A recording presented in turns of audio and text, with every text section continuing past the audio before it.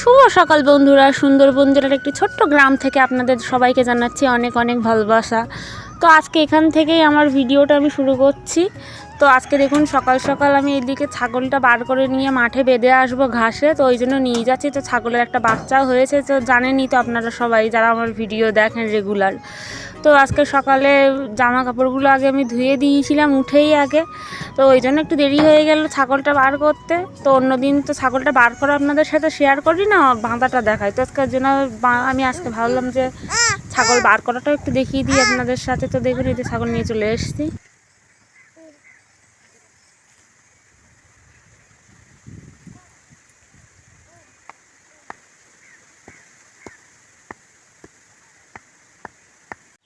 তো বন্ধুরা এই যে দেখুন ছাগলগুলো এখন ঘরের থেকে এনে বার করে দিলাম। সবে সবে একটু রোদ্র উঠেছে, একটু দেরি হয়ে গেছিল আজকে।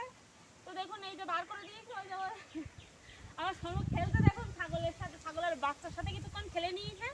তো এই দিদাদের এই বাড়িতে এখানটা প্রচন্ড অনেকটাই ঘাস আছে, তো দেখতে পাচ্ছেন পুরো জমিটাই ঘাস। এদের বাড়িতে কেউ থাকে না, তো এইখানটাই ছাগলটা কেটে দিয়ে যায়, সারাদিনের পেট ভরে যায়। আমার সমুখ খেলছে দেখুন একবার, দেখো কি হচ্ছে মা। বাবান পড়ে যাবা, ভাই কোথায়? আসো আসো আসো আসো আসো আসো। তো বন্ধুরা এখন যাবো বাড়ির দিকে, গিয়ে সোনু সবে তুলে একটু ব্রাশ ট্রাশ করে খেলছিল তরুণের সাথে, একটু খাইয়ে নেবো আর কিছু, তারপরে অন্য কাজে হাত দেবো। যাই এখন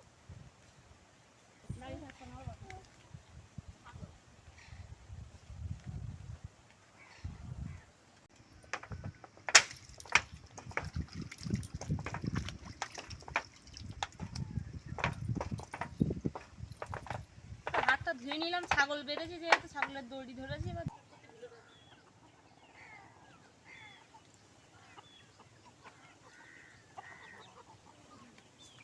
তো বন্ধুরা একটা মুরগি আজকে কাটা হবে, তো ওই জন্য এদের চাল দিচ্ছি, আগে এরা আসুক একটা ধরে নিই।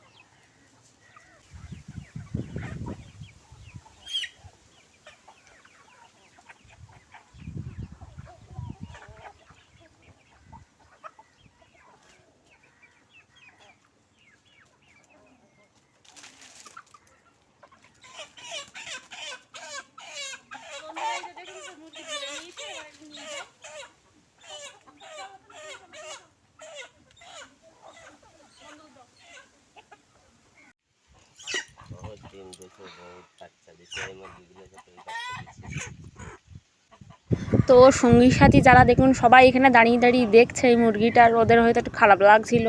সত্যি কথা বলতে আমারও এমনি একটু খারাপ লাগে, আমি সব দেখতে পারি না খুব একটা, মানে একটু ভয় ভয়ও লাগে। তো যাই হোক কি আর করার। দেখুন এখানে মুরগিটা কাটাও হয়ে গেছে, কেমন ছটফট করছে দেখুন, দেখলেও একটু কষ্টও লাগে। এখন বলবেন হয়তো অনেকে হ্যাঁ সেই মাংস তো আবার খাচ্ছ, কিন্তু যাজ্ঞা ছাড়ুন সব কথা, ওসব দিকে না হয় নাই বা গেলাম। এদিকে মুরগিটা জল গরম বসিয়েছে, ওটা এখন ছাল ছাড়িয়ে নেব, এই পাখনাগুলো ছাড়িয়ে নেব। তো এদিকে জল গরম ছিল, আমি পাখনাগুলো সব ছাড়িয়ে দিচ্ছি। এদিকে দেখুন আবার মেঘলা করেছে, মানে এই রোদ তো এই বৃষ্টি, কি যে বৃষ্টির সময় বিরক্তি লাগে একদম। বৃষ্টি হলে একবার হয়ে যেত না, একটু রোদ একটু বৃষ্টি। তো দেখুন ওই পাখনাগুলো ছাড়িয়ে দিলাম, এবার ওই মাংসগুলো পিস পিস করে দেবে। বৃষ্টি করতে আসতাম মুরগিটার একটু বয়সও হয়েছে, এটা অনেক দিন থেকে পোষা মুরগি, বাড়িরই পোষা মুরগি। এটা দেখতে তো পেলেন বাড়ির মুরগি ধরলাম আমি। এদিকে দেখুন বৃষ্টি প্রায় এসে গেছে, মনে হয় এখানে আর কাটাটা কন্টিনিউ করতে পারবে না, এটা নিয়ে ঘরে চলে যেতে হবে।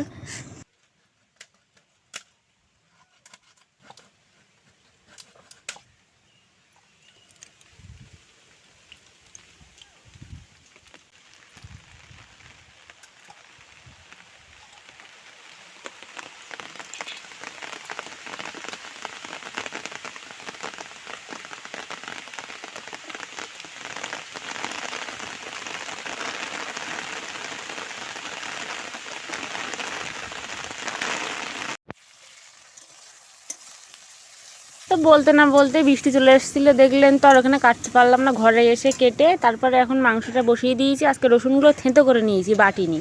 তো রসুন আদাটা আগে বেটে নেবো। এদিকে মাংস রেডি, আলু ভাজা হয়ে গেছে, লঙ্কা বেটে নিয়েছি একটু, দিয়ে এবার ভালো করে মশলাগুলো কষিয়ে এবার মাংসটা ওর মধ্যে দিয়ে দিচ্ছি। দিয়ে বেশ ভালো করে কষাবো, কারণ এটা অনেক দিনের পুরানো মুরগি, মানে বাড়ির অনেক দিন থেকে পোষা মুরগি, তো একটু চিট হবে মাংসটা, ওই জন্য একটু জাল খাবে বেশি, মানে অনেকক্ষণ ধরে কষাতে হবে। তো দেখুন আমি এদিকে কাঠের জালে কষানো নিয়ে বসে পড়েছি। এই যে কষানো চলছে, দেখুন লঙ্কা বাটাটাও এর মধ্যে দিয়ে দিলাম, দেখুন তেল ছেড়ে দিয়েছে, কালারটা এসছে দেখুন কি সুন্দর।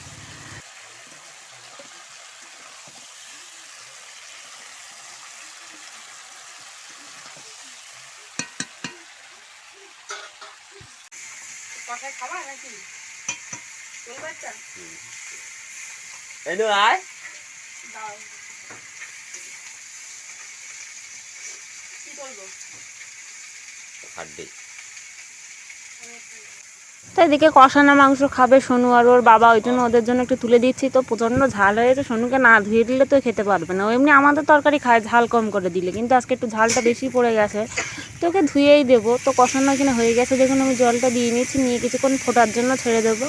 তো কাঠের জালে মাংস রান্না করলে খুবই টেস্টি লাগে। তো দেখুন এই যে আমার তরকারিটা হয়ে গেছে, ফাইনাল লুক কেমন লাগছে একবার জানাবেন, আমি তো খেয়ে অবশ্যই জানাবো কেমন হয়েছে।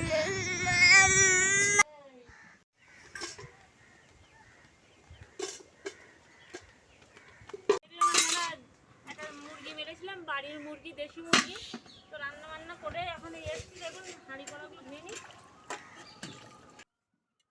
তো আমার রান্নাবান্না এখানে হয়ে গেছে, এবার বাসনগুলো সব আমি ধুয়ে মেজে ভালো করে ধুয়ে রেখে দেবো, দিয়ে একটু যাবো বাগানের দিকে। ওল ক্ষেতের ঘাসগুলো হয়েছে, ও বলছিল সে সকাল থেকেই, তো এইদিকে রান্নাবান্না হয়ে গেছে বললে একটু তাড়াতাড়ি আমি বললাম আগে রান্নাবান্না একটা দিক সেরে নিই, রান্নাবান্নার দিকটা হয়ে যাক, তারপর না হয় বাগানের দিকে যাওয়া যাবে। ওই জন্য আমি আগে এইদিকে রান্নাবান্নাটা করে নিলাম। তো রান্নাবান্না করে এবার যাবো এইদিকে। দেখুন আমার বাসন মাজা প্রায় কমপ্লিট হয়ে গেছে এইখানটায়।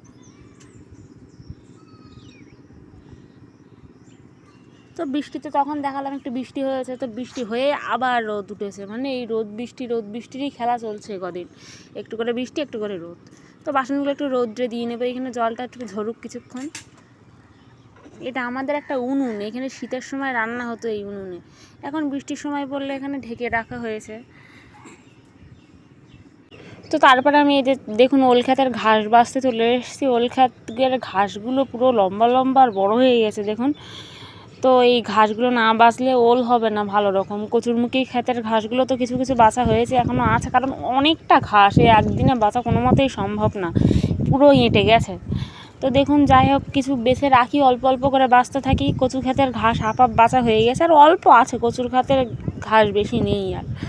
তো যাই হোক আমি এই বেছে রাখলাম কিছু, তো এগুলো জড়ো করে সব এক জায়গায় ফেলতে যাচ্ছি। আকাশের মেঘের অবস্থা তো দেখতেই পাচ্ছেন, দেখুন কেমন মেঘ করে আছে, কালো ঘন মেঘ। তো কিছু কিছু জিনিস ওই তো মেলে দিয়েছিলাম, সেগুলো সব শুকিয়ে গেছে, তো এক্ষুনি স্নান করে উঠলাম। তো এগুলো একটু তুলে নেব, কটা এখনও ভিজে আছে, তো ভিজেগুলো থাক, যে কটা শুকিয়েছে সে কটা আগে তুলে নিই। তো এই যে দেখুন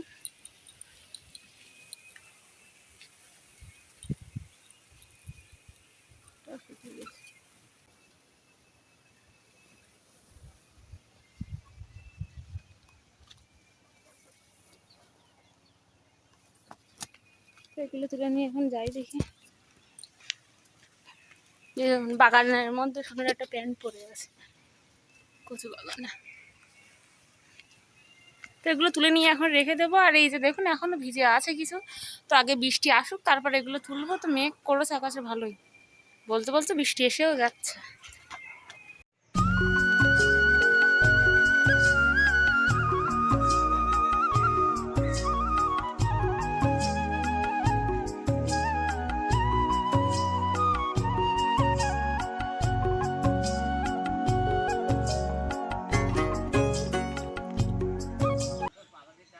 তো বন্ধুরা এই যে দেখুন এই দুই শাড়ি সবে পরিষ্কার করেছিলাম আমি, এখনও আছে পেছন দিকে অনেকটা, তো আর পারলাম না, দেখা যাক আবার কবে করি।